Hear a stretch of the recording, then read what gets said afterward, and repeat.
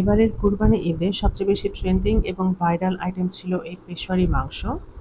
অসংখ্য পজিটিভ এবং negative review দেখে আমিও ভাবলাম একবার ট্রাই করে দেখা যাক খেতে কেমন হয়। চলুন দেখা যাক নামে মাত্র মশলা দিয়ে তৈরি মাংসের এই আইটেমটি আমার কাছ থেকে কেমন রিভিউ পায়। হ্যালো এভরিওয়ান, আসসালামু আলাইকুম, ওয়েলকাম টু বাংলা কিচেন।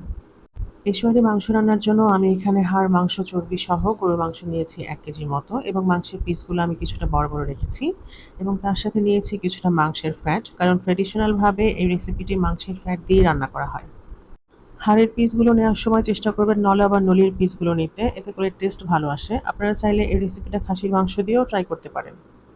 চুলায় একটা প্যান বসিয়ে আমি তাতে 3 টেবিল চামচের মতো ঘি দিয়ে দিচ্ছি। যদিও ট্রেডিশনালভাবে এটা শুধুমাত্রই মাংসের ফ্যাট দিয়ে তৈরি করা হয়, তবে আমি এখানে শুধু মাংসের ফ্যাট ব্যবহার না করে কিছুটা ঘি ব্যবহার করেছি। ঘি ব্যবহারের ফলে রান্নার পর খুব সুন্দর একটা অ্যারোমা বের হয়।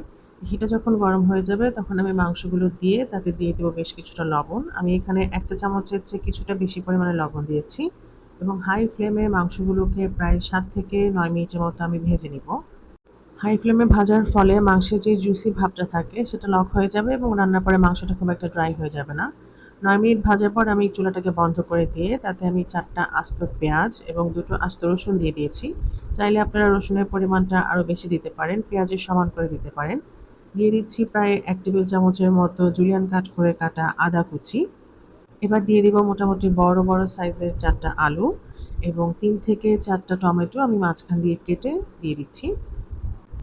এবার দিব 7 থেকে 8টা কাঁচামরিচ। আমি এখানে কিছু কাঁচামরিচ ভেঙে দিয়েছি যেন স্মেলের পাশাপাশি ঝালটাও বেশ ভালো আসে। তার সাথে দিয়ে দিচ্ছি প্রায় 1 টেবিল চামচের মতো আস্ত গোলমরিচ এবং বেশ খানিকটা লবণ। আমি এখানে 2 বারে যতটুকু পরিমাণে লবণ ব্যবহার করেছি এই পরিমাণ মাংসের জন্য তা যথেষ্ট। এরপর দিয়ে দিচ্ছি 1.5 কাপের মতো গরম পানি। অবশ্যই পানি গরম ব্যবহার করবেন। এবার সবকিছুকে একসাথে খুব ভালোভাবে মিক্স করে নিব যেন লবণটা পানির সাথে খুব ভালোভাবে মিশে যায়। এবার ঢাকনা লাগিয়ে আমরা পাত্রের মুখটা খুব ভালোভাবে সিল করে দিব। ঢাকনার উপরে কোনো ছিদ্র থাকলে সেটাও বন্ধ করে দিব এবং ঢাকনার চারপাশে আটার খামির দিয়ে খুব সুন্দর করে সিল করে দিচ্ছি যেন ভিতরে বাষ্প বাইরে বের হতে না পারে। এই কাজটা আপনারা ফয়েল পেপার দিয়েও করতে পারেন, অনেকটা আমরা বিরিয়ানি যেভাবে দমাই দিই ঠিক সেভাবে। এবার আমরা চুলা অন করে বলক ওঠার জন্য অপেক্ষা করব। যখন ভিতরে এরকম টগবগ করে বলক করতে থাকবে তখন চুলার আঁচটাকে কমিয়ে আমরা মিডিয়াম করে দিব এবং এই মিডিয়াম আঁচে প্রায় 20 মিনিটের মতো রান্না করব। 20 মিনিট রান্নার পর চুলার আঁচটাকে আমি একেবারে লো করে দিচ্ছি এবং এই লো হিটে আমি দমে রেখে রান্না করব প্রায় 2 ঘন্টার মতো। অর্থাৎ সব মিলিয়ে আমি প্রায় 2.5 ঘন্টার মতো গরুর মাংসটাকে রান্না করেছি। আপনারা যদি খাসির মাংস ব্যবহার করেন তাহলে 2 ঘন্টা সময় যথেষ্ট। 2 ঘন্টা পর চুলাটাকে অফ করে আমরা পাত্রটাকে নিয়ে এসেছি। কিছুক্ষণ অপেক্ষা করে আমরা ঢাকনাটাকে খুলে ফেলবো। সাবধানে ঢাকনা খুলবেন কারণ এই সময় ভিতরে প্রচুর হিট থাকে, তাই ঢাকনা খোলার সময় অবশ্যই সতর্কতা অবলম্বন করবেন। এই ছিল আমার মাংসের আউটলুক। আমার কাছে আউটলুকটা দেখতে বেশ ভালোই লেগেছে। আমরা যে আস্ত টমেটো, পেঁয়াজ, রসুন ব্যবহার করেছিলাম তা প্রায় গলে গিয়েছে। এবার দেখার পালা মাংস এবং আলু ঠিক কতটা সিদ্ধ হয়েছে।